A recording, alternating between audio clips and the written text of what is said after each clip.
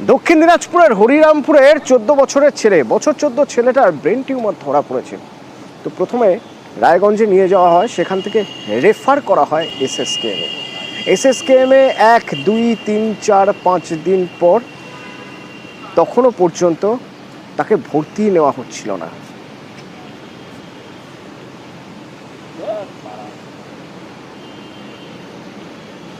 কিন্তু তারপর ভর্তি নেওয়া হলো কি, আমরা এই খবর দেখাতে শুরু করি। তারপর কি হলো, আমার সঙ্গে রৌনক রয়েছে, সরাসরি একবার রৌনকের সঙ্গে কথা বলবো। রৌনক, প্রথমত জানতে চাইবো 5 দিন অপেক্ষা করতে হয়েছিল কেন, দ্বিতীয়ত জানতে চাইবো আমরা খবর দেখানোর পর কি হলো।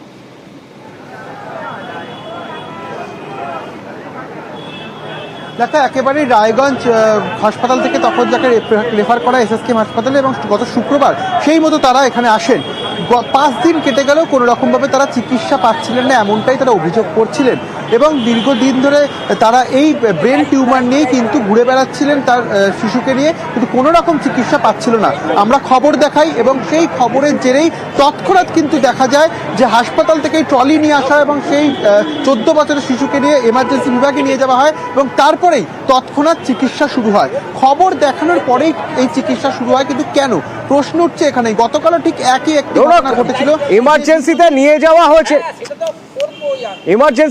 যাওয়া হয়েছে কিন্তু তাকে ভর্তি করানো হয়েছে কি?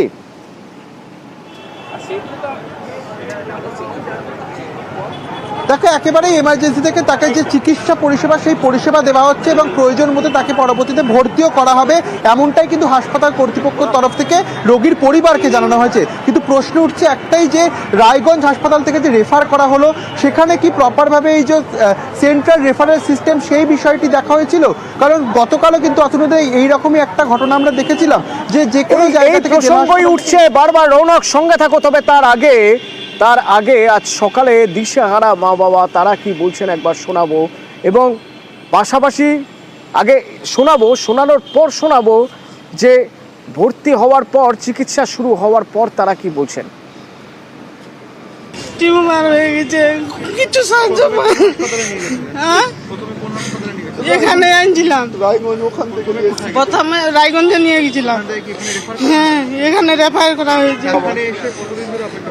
এখানে শুক্রবার থেকে অপেক্ষা করছি। যখন কাগজপাতি করতে বললো সব করেছি। ভর্তি করার কথা যখন বললেন, কি বলছে? কাগজপাতি ঠিকঠাক করেন, আমরা ভর্তি নিব। এখনো পর্যন্ত ভর্তি নেয়নি। 5-6 দিন হয়ে গেল অবশ্য, কিন্তু এদিকে ওদিকে করছি, খুবই এমার্জেন্সি, মাথা খালি খিচানি উঠে। ডাক্তারবাবু মতলব এখানে ওখানে পাঠাচ্ছি, কিন্তু দেখাতে পাচ্ছি না। আমার হয়ে গেল, এটা শুক্রবার থেকে এসেছি। ভর্তির কথা বলেছে, তো ভর্তি এখনো হয়নি। এখানে এখন মানে বলছে এটা রিপোর্ট করো, ওটা রিপোর্ট করো, ওই জন্য মানে খুবই টাইম লেগে যাচ্ছে। তো আমি বলছি কমসে কম ভর্তি করে নিয়ে রিপোর্ট করবো, এলাসটা চালু করেন। বেডের সমস্যা এগুলো কিছু বলেনি আমাকে, না।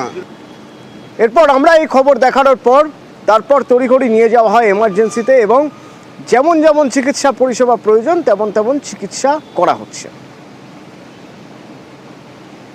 এই যে আমি এখন আউটডোরের টিকিট কাটলাম, এখন আমাকে ডাক্তারবাবু ডাকছে। আপনাদেরকে অসংখ্য ধন্যবাদ দিতে চাই আমি মন থেকে, কিন্তু আপনাদের জন্য 100% এলাজ আমাদের চালু হয়ে গেল, আপনাদের জন্য খালি।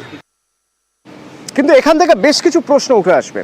প্রথমত, সেন্ট্রাল রেফারেল সিস্টেম, যে সেন্ট্রাল রেফারেল সিস্টেম থেকে এক হাসপাতাল দেখে বলে দিতে পারবে যে এসএসকেএমে বেড খালি আছে কি না। যদি খালি না থাকে তাহলে তারপরেও রেফার করার মানে কি, আর যদি খালি থেকে থাকে তাহলে এসএসকেএমে কেন ভর্তি নিচ্ছে না। প্রথমে জানতে হবে সেন্ট্রাল রেফারেল সিস্টেমে কি দেখাচ্ছিল। রায়গঞ্জ থেকে তাকে যে এখানে নিয়ে আসা হলো, রায়গঞ্জ হাসপাতাল এসএসকেএমে রেফার করে দিল। রায়গঞ্জ থেকে রায়গঞ্জ হাসপাতাল কি জানে আদৌ যে এখানে বেড রয়েছে কিনা, নাকি নিজের ঘাড় থেকে দায় সরিয়ে ফেলতে পারলেই বাঁচা যায়? কারণ এর আগেও আমরা দেখেছি যে বারবার বিভিন্ন জায়গা থেকে এসএসকেএমে রেফার করে আনা হচ্ছে, এসএসকেএমে রেফার করে দেওয়া হচ্ছে, এবং এসএসকেএম হাসফাস দশা এসএসকেএমের এত রেফার নিয়ে।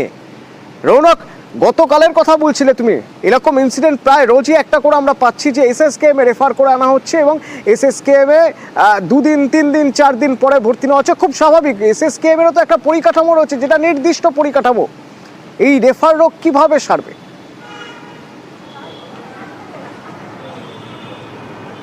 দেখো একেবারেই গতকাল আমরা দেখেছিলাম যেমন বর্ধমান মেডিকেল কলেজ থেকে রেফার করা হয়েছিল এবং সেখানেও কিন্তু এই সেন্ট্রাল রেফারেল সিস্টেম মানা হয়নি, সাদা কাগজে লিখে দেওয়া হয়েছিল। ঠিক তেমনভাবে এখানেও আজও দেখা গেল যে রায়গঞ্জ থেকে শুধু মুখে বলে এবং সাদা কাগজেই লিখে দেওয়া হলো। এবং প্রশ্ন উঠছে এখানেই, এই যে জেলার হাসপাতালগুলি রয়েছে তারা কি আদতে এই সেন্ট্রাল রেফারেল সিস্টেমকে মনিটরিং করছে? তারা কি দেখছে যে এসএসকেএমে বেড আছে কি নেই? কারণ যখনই এখানে আসছে একটা তো নির্দিষ্ট পরিকাঠামো রয়েছে এসএসকেএম হাসপাতালে, তার বেশি তো এরা পরিষেবাও দিতে পারবে না। সেক্ষেত্রে বেড না থাকা সত্ত্বেও কেন জেলা হাসপাতালগুলি থেকে এরমভাবে একটি কাগজের মধ্যে লিখে দেওয়া হচ্ছে বা মুখে বলে তাদেরকে পাঠিয়ে দেওয়া হচ্ছে? সেই প্রতিশ্রুতি ন্যায় তো রোগীর পরিবাররা এসএসকেএমে আসছে এবং তারপরেই তাদের এই হয়রানি দেখা যাচ্ছে যে এসএসকেএম হাসপাতালে বেড নেই, চিকিৎসা পরিষেবা এবং সেই একই ছবি রৌনক দেখা গেল আজও। আমরা আপনাদের দেখিয়েছিলাম মেয়াদ উত্তীর্ণ ওষুধ দেওয়া হচ্ছে। নিউজ 18 বাংলা সেই খবর দেখিয়েছিল মেদিনীপুর পুরসভা থেকে মেয়াদ উত্তীর্ণ ওষুধ দেওয়া হচ্ছে। তো সেই খবরের জেরে তদন্ত শুরু হয় এবং তদন্তে মেদিনীপুর পুরসভার 5 কর্মীকে শোকজ করা হলো। স্বাস্থ্য বিভাগের 5 জন কর্মীকে আমার সঙ্গে সুমন রয়েছে, বলতে পারবেন আরো ডিটেলে সুমন? অতটা দেখো, আমরা এই খবর সম্প্রচার করেছিলাম গত 17ই নভেম্বর, অর্থাৎ রবিবার আমরা এই খবর দেখিয়েছিলাম, যেখানে এক ব্যক্তি 11 নম্বর ওয়ার্ডের, মেদিনীপুর পৌরসভার 11 নম্বর ওয়ার্ডের এক ব্যক্তি চণ্ডীপ্রসাদ দত্ত, তিনি অভিযোগ তুলেছিলেন যে মেদিনীপুর পৌরসভা স্বাস্থ্য বিভাগ থেকে তাকে যে ওষুধ দেওয়া হয়েছিল সেই ওষুধ মেয়াদ উত্তীর্ণ। এই খবর সম্প্রচার হওয়ার পরেই কিন্তু নড়ে চড়ে বসে মেদিনীপুর পৌর প্রশাসন এবং পৌরপ্রধান। সেদিনই জানিয়ে দেন যে যারা এই ধরনের ঘটনা ঘটিয়েছে, অর্থাৎ যারা এই মেয়াদ উত্তীর্ণ ওষুধ দিয়েছে, তদন্ত করে তাদের বিরুদ্ধে কিন্তু ব্যবস্থা নেওয়া হবে। এবং সেই মতো কিন্তু আজকে যেটা জানা গেল যে পৌরসভার পক্ষ থেকে কিন্তু মেদিনীপুর পৌরসভার যে স্বাস্থ্য বিভাগের যে 5 জন কর্মী, অর্থাৎ চিকিৎসক সহ যে অন্যান্য কর্মীরা ছিল, সেই 5 কর্মীকে কিন্তু শোকজ করা হয়েছে। এবং পুরপ্রধান জানিয়ে দিয়েছেন যে এই 5 কর্মীকে 3 দিনের মধ্যে জবাবদিহি করার জন্য নোটিশ করা হয়েছে এবং 3 দিনের মধ্যে তারা জানাবে কিভাবে। আমি মাননীয় জেলা শাসকের সাথে দেখা করে পুরো ঘটনাটা তার গোচরে আনি। পরে আমরা মেদিনীপুর পুরসভায় এসে আমাদের যে তদন্ত কমিটি করে দেওয়া হয়েছিল, সেই তদন্ত কমিটি 3 দিনের মধ্যে রিপোর্ট দেবেন এবং সেই মর্মে 5 জনকে শোকজ করা হলো। ডাক্তারবাবু, health officer, pharmacist, sister nurse এবং যিনি ওষুধ দিয়েছেন তাদের সবাইকেই আমরা 3 দিনের মধ্যে শোকজ করে তার উত্তর দিতে না হলে আইনমাফিক ব্যবস্থা নেওয়া হবে।